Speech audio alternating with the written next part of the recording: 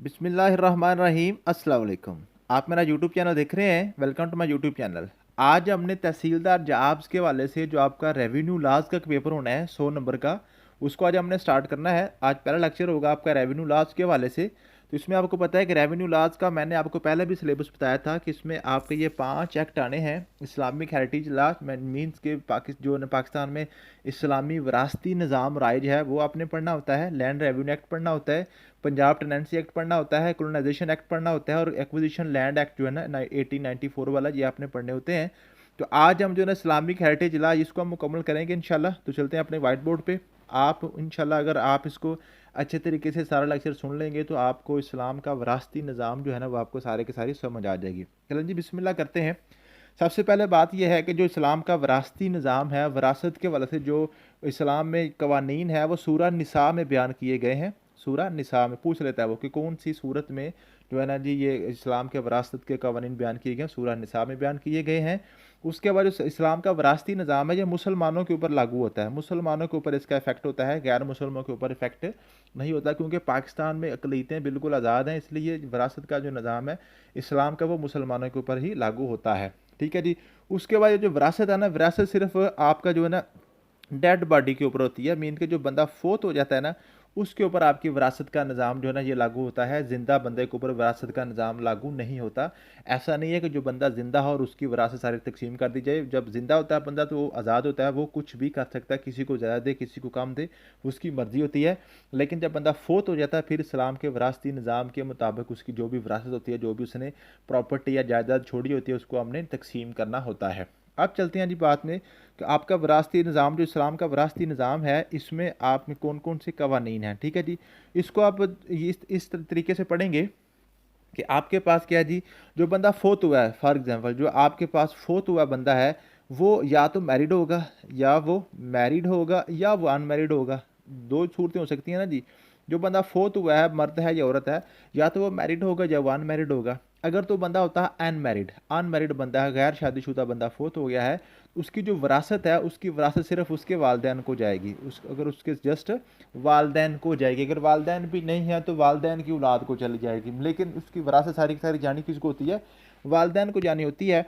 तो वालदैन में जो है ना जी उसकी जो वालदा है ना, जो उसकी मोम है, मोम को 1/3 जाता है, और जो आपका जो फादर होता है ना जी, फादर फादर को 2/3 जाना होता है। मीन का जो भी उसकी विरासत होगी उसके 3 हिस्से किए जाएंगे। फॉर एग्जाम्पल एक बंदा फोत हुआ है, उसकी जो अकाउंट में 30 लाख रुपया था, ठीक है। अब 30 लाख को जो उसमें आप जब आप इसको 3 हिस्से करेंगे तो 10-10 लाख का एक हिस्सा बन जाएगा। तो 10 लाख जो ना एक हिस्सा वालदा का और 2 हिस्से यानी कि 20 लाख जो है उसके वालद को जाएगा। ये अनमैरिड बंदे की आपने विरासत चेंज करनी होती है, विरासत आपने तकसीम करनी होती है।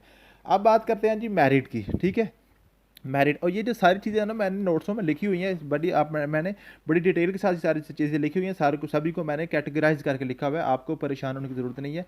इंशाल्लाह ताला ये नोट्स आपको मैंने ऑलरेडी सेव कर दिए हुए हैं आपके व्हाट्सएप ग्रुप में, तो आपको अभी भी मिल जाएंगे। अब बात करते हैं जी मैरिड बंदे की। अगर बंदा मैरिड है, जो बंदा शादीशुदा है, अगर वो फोत हो गया है तो शादीशुदा जो बंदा है उसमें दो कैटेगरीज होंगी। क्या होगी, या तो उसकी औलाद होगी, साहब औलाद होगा, क्या वो साहब औलाद है, या वो खुदा ना खास्ता वो बे औलाद होगा। अल्लाह ताला जिसकी औलाद नहीं है सबको आप अल्लाह ताला नेक साले सेहतमंद रोज़गार जो है ना जो सेहतमंद औलाद अता फरमाए। ठीक है जी। तो बे औलाद होगा या साहब औलाद होगा। अगर एक बंदा बे औलाद है तो फिर उसका क्या होगा, उसमें उसकी बीवी होगी, उसकी क्योंकि वो मैरिड है ना, बीवी होगी और उसके वालदैन होंगे, बीवी होगी और उसके वालदैन होंगे। जो उसकी बीवी होगी उसको 1/4 मिलेगा, उसको 1/4 मिलेगा, चौथा हिस्सा उसकी बीवी को मिलेगा और बाकी हिस्सा सारा उसके वालदैन को चला जाएगा। बाकी जो हिस्सा बचेगा उसमें से 1/3 उसकी वालदा का होगा, 2/3 उसके वालद का होगा। ठीक है जी। ये सारी चीज़ें आपने ऐसे कैटेगरीज आपने याद कर लेनी है। बे औलाद क्लियर हो गया जी। अब साहब औलाद की तरफ आते हैं जी, साहब औलाद की तरफ आते हैं। अगर बंदा मैरिड है और वो साहब औलाद है, साहब औलाद है, फिर क्या होगा, उसकी 4 कैटेगरीज बनेंगी। क्या जी, एक तो वो बंदा वो होगा जिसकी जनाब एक बेटी है, जस्ट एक बेटी है और कोई उसकी औलाद नहीं है। या फिर क्या होगा, या ऐसा बंदा होगा जिसकी 2 या 2 से ज़्यादा बेटियां होंगी, बेटी नहीं, 2 या 2 से ज़्यादा उसकी बेटियां होंगी वो भी उसकी अलहदा कैटेगरी आएगी। या एक बंदा जिसके पास जो है बेटा और बेटियां दोनों होगी, मीन क्या नूरीना औलाद होगी, नूरीना औलाद, और नूरीना औलाद मीन उसका बेटा भी मौजूद है, अकेला बेटा है या बेटियां, मीन के बेटे बेटियां सब कुछ मौजूद है। जस्ट बेटा है फिर भी नूरीना औलाद है, अगर बेटे बेटियां दोनों है फिर भी नूरीना औलाद की कैटेगरी में ही आता है। ठीक है जी। अब अगर वो जस्ट बेटी ही या एक बेटी है, जस्ट एक बेटी है, तो उसमें क्या होगा, उसकी जो बीवी होगी, बीवी को 1/8, 1/8 हिस्सा बीवी का होगा।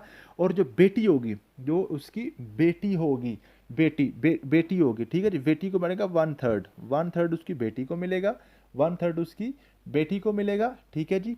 और उसके बाद जो होगा जी, सॉरी सॉरी, 1/2 यानी कि आधा आधा आधा आधा हिस्सा। ठीक है जी। 50%, ये आपने इसको क्लियर कर लेना। बेटी को 50% मीन के आधा हिस्सा, 1/2 हिस्सा बेटी को मिलेगा, और बाकी जो होगा वो उसके वालदैन को चला जाएगा, बाकी उसके वालदैन को चला जाएगा। वालदैन में फिर वही आपकी रेशो होगी, 1/3 जो है ना वो वालदा का, और 2/3 वालद का। ठीक है। अभी ये सारे हम कैलकुलेशन करेंगे, मैंने नीचे आपको क्वेश्चन करवाने हैं कि जब क्वेश्चन करेंगे तो आपको मज़ीद समझ आ जाएगी। अब अगर उसकी बेटियां हैं, जस्ट उसकी बेटियां हैं, बेटा नहीं है, बेटियां ज़्यादा है, मीन के एक से ज़्यादा बेटियां हैं, उसकी बीवी को 1/8 मिलेगा। ठीक है। और बेटियों को 2/3 मिलेगा, 2/3 बेटियों को मिलेगा, और बाकी जो होगा वो उसके वालदैन को चला जाएगा। ठीक है जी। समझ आ गई है, क्लियर होगी बात। अब नूरीना औलाद की बात करते हैं। नूरीना अगर औलाद होती है तो फिर वालदैन का हिस्सा जो ना वो कोई नहीं होता, वालदैन का हिस्सा ख़त्म हो जाता है। नूरीना औलाद में अगर बेटा है तो फिर वालदैन का हिस्सा नहीं होता, जस्ट क्या होगी, 1/8 उसकी बीवी का होगा। अब बीवी के वाले से आपने याद कर लेना है, अगर तो उसकी औलाद है तो बीवी का 1/8 हिस्सा है, जैसी भी उसकी औलाद है, बेटी है, बेटियां हैं या नूरीना औलाद है, तो बीवी का हिस्सा 1/8 ही है। अगर उसकी औलाद नहीं है तो फिर 1/4 होता है हिस्सा। ठीक है जी। समझ आ गई है। अब नूरीना औलाद की बात करते हैं। वालदैन, जब नूरीना औलाद हो जाए फिर वालदैन का हिस्सा ख़त्म हो जाता है, फिर सारा का सारा जो है ना नूरीना औलाद और उसकी फैमिली यानी कि बीवी को ही मिलना होता है। 1/8 उसकी बीवी को मिल जाएगा, जो बाकी बचेगा ना उसमें फिर क्या होगा, उसमें जो 2 हिस्से बेटे के होंगे और 1 हिस्सा बेटी का होगा, 2 हिस्से बेटे के होंगे और 1 हिस्सा बेटी का होगा। मीन्स के क्या है, जितने भी आपके पास पैसे बचेंगे उसमें आपने जितने बेटे हैं उससे डबल, और जितनी बेटियां हैं वो सिंगल, वो टोटल हिस्से आपने कर लेने हैं। फॉर एग्जांपल मैं थोड़ा सा आपको एग्जांपल से समझा देता हूँ। एक बंदा फोत हुआ है, फॉर एग्जांपल जनाब बंदा फोत हुआ है, और जब फोत हुआ है उसके उसके अकाउंट में जो थे पैसे थे ना जी, वो आपके पास है जी 16 लाख है, फॉर एग्जांपल 16 लाख रुपया उस बंदे के पास था। और उसकी जो ना एक बेटी है और 2 बेटे हैं, चलें 2 बेटे और 2 बेटियां कर लेते हैं, 2 बेटे और 2 बेटियां हैं, ठीक, और एक बीवी है। आप जो 16 लाख है ना, इसका पहले 1/8 आप निकालेंगे, मीन के 16 लाख को आप क्या करेंगे, 1/8 से मल्टीप्लाई करेंगे तो आपके पास आ जाएगा 2 लाख। 2 लाख उसकी बीवी को मिलेगा, पीछे आपके पास रहेगा 14 लाख, पीछे आपके पास क्या रहेगा जी, 14 लाख। अब ये 14 लाख रुपया अपने बेटे और बेटियों में तकसीम करना है, वो आप कैसे करेंगे। आप समझें कि जब आपके पास जो बेटे हैं, फॉर एग्जांपल आपके पास 2 आपके पास सन है, यानी कि 2 बेटे हैं, और 3 आपके पास डाटर, 3 बेटियां हैं, 14 लाख रुपया है, तो आप क्या करेंगे, 2 बेटे हैं, हर बेटे को 2 हिस्से मिलने हैं, मीन के 2 बेटों के 2 हिस्से, मीन के 4 हिस्से ये, 3 बेटियां, हर बेटी को 1 हिस्सा मिलना है, 3 एक बार 3 हिस्से ये, टोटल हिसाब के हिस्से बन के 7। टोटल आपने 7 हिस्से करने हैं 14 लाख के। 14 लाख के आप 7 हिस्से करें, आपके पास आता है एक हिस्से में 2 लाख रुपया। ठीक है। तो आप 2 लाख का डबल जो होगा वो एक बेटे को मिलेगा, मीन के 4 लाख बेटे को मिलेगा और 2 लाख बेटी को मिलेगा। जितने बेटे और बेटियां होंगी उन सब के आपने जितने बेटे होंगे बेटों को 2 से मल्टीप्लाई करना है, और जो जितनी बेटियां होंगी उनको 1 से मल्टीप्लाई करना है। जितने हिस्से बनेंगे टोटल हिस्से आपने करके जो सिंगल हिस्सा एक बेटी का और डबल हिस्सा उसके बेटे को चला जाएगा। ठीक है। ये आपका होता है जी इस्लाम का सारा विरासती निज़ाम। मुझे उम्मीद है कि आपको समझ आ रही होगी। 1-2 क्वेश्चन मैं आपको करवा देता हूँ, बाकी आप कर लीजिएगा, मैं आपको ये नोट शेयर कर दूंगा। Aslam left assets of 4 lakh for 2 son and 1 daughter while his wife died during 2 years ago. कहता है जी distribute the asset among family. एक जो बंदा फोत हुआ है, 4 लाख उसके सासे थे, 2 उसके बेटे हैं और 1 उसकी बेटी है, और वाइफ उसकी फोत हो चुकी है। ठीक है जी। 4 लाख जनाब उसके सासे हैं। ठीक है जी। 2 उसके बेटे हैं और 1 उसकी बेटी है, और वाइफ जो है ना वो पास्ट अवे है, मीन के फोत हो चुकी है। अब आपने क्या करना है, जब आपको पता जब सन आ जाए ना, जब बेटा आ जाए, मीन के नूरीना औलाद मौजूद है, फिर वालदैन का हिस्सा नहीं होता, और बीवी भी फोत हो चुकी है, बीवी का भी हिस्सा खत्म हो गया। अब आप क्या करेंगे, 2 बेटे और 1 बेटी में सारा का सारा हिसाब डिवाइड करेंगे। 2 बेटे हैं जी, 2 बार 4, हर बेटे का डबल हिस्सा है 4 हिस्से ये, और 1 बेटी या बेटी का सिंगल हिस्सा होता है 1 हिस्सा ये, टोटल हिस्से हो गए 5। अब आपने क्या करना है, 4 लाख के 5 हिस्से करने हैं, 4 लाख के आपने 5 हिस्से करने हैं। 4 लाख को आप 5 पे डिवाइड करने हैं, आपके पास आंसर आ जाएगा 80,000। मीन्स के 80,000 जो आपके पास आंसर आया है, मीन्स के 4 लाख के जब आप 5 हिस्से करेंगे तो 80,000 एक हिस्से में आएगा।